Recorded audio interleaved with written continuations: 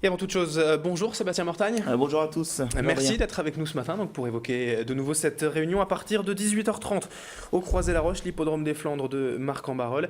7 épreuves ont lieu ce soir, n'est-ce pas? Tout à fait. Après une trêve de 3 semaines, donc Oui. l'hippodrome des Flandres réouvre ses portes pour un programme réservé aux trotteurs. 7 courses au programme, 6 courses de trot attelé, une course au trot monté.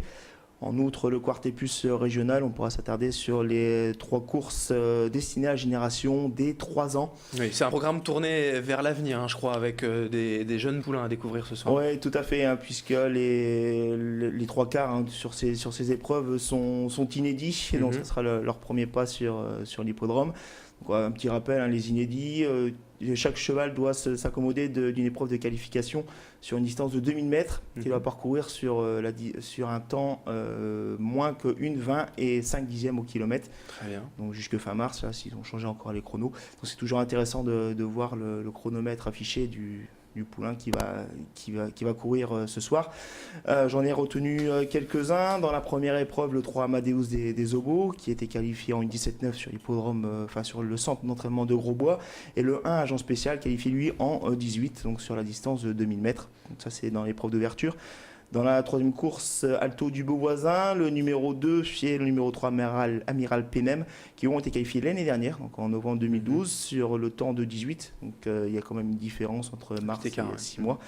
Et dans la course suivante, Avolina, le numéro 7, et Amazon Demide, le numéro 2, qui eux ont été sous la barre des 20.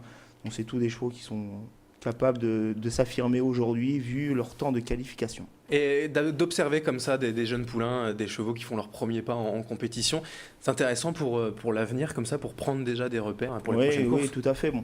Après, leur première course, voilà, s'ils sont pas encore en forme ou si c'est les premiers pas, c'est pas évident. Les chevaux, ils arrivent sur une piste, ils sont un peu perdus. Tout peut arriver, donc c'est pas parce qu'ils sont pas à l'arrivée leur première course qu'il faut à tout prix les condamner.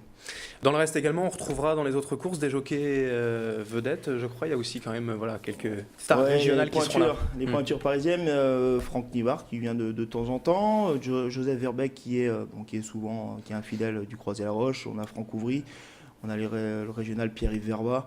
Donc il y aura du beau monde ce soir sur l'hippodrome du Croisé-la-Roche. Alors pour parler donc de l'épreuve majeure du jour, le prix support des enjeux régionaux, le Quartet-Plus régional. Le Quartet-Plus régional qui se disputera lui dans la 6e épreuve avec 16 partants sur une distance de 2825 mètres avec un rendement de distance à 41 000 euros. Alors autant dire qu'un entraîneur a dû viser cette épreuve, c'est Tony Lebelair avec le numéro 8, Ultimo du Douai, puisqu'il est à 20 euros de la limite, donc il a 40 980 euros de gain, donc c'est vraiment l'idéal. Il sera déféré des postérieurs pour cette occasion, il y a longtemps qu'il n'a pas été déféré. Le cheval est très régulier, donc c'est une des bases de cette épreuve. Ensuite, le 11 Ursula Giel et le 10 Universal Colt, deux concurrents de bonne pointure. Confié à Franck Nivard, le 12 Ultima Mossa qui redescend de catégorie, qui aura lui ses partisans. Et je finirai par le numéro 13 Una Latina, drivé par Pierre-Yves Verroy, qui a bien couru cet hiver sur l'hippodrome de Vincennes pendant le meeting. Et une petite cote avec le 2 Uccello Dessart, au sulky Mathieu Verroy.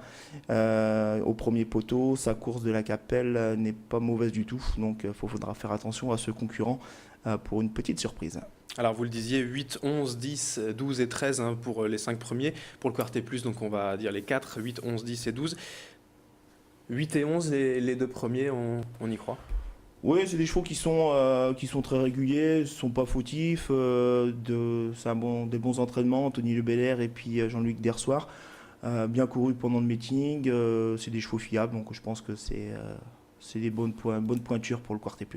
Est-ce que vous avez noté comme ça sur votre agenda pour ce soir d'autres courses, mis à part donc ces deux premières pour les poulains et puis le Quartet+ régional? Il y a une course au trot monté qui est assez intéressante puisqu'on va avoir des chevaux qui sont justement spécialistes de cette discipline, qui ont couru cet hiver aussi sur l'hippodrome de Vincennes, un peu à Moukanchi aussi durant janvier et février. Ensuite, on a une course pour apprentis qui est toujours intéressante, qui est à voir et puis pour les prochaines courses. Donc voilà, c'est bien tablé, un bon programme, il y a beaucoup de choses à voir et puis ce sera intéressant pour la suite. Et donc à partir de 18h30, cette nouvelle réunion réservée aux trotteurs, donc ce soir au Croisé-la-Roche. Rappel en 30 secondes le pronostic pour ce soir, le Quartet Plus? Alors le 8, le 11, le 10, le 12, le 13, le 2.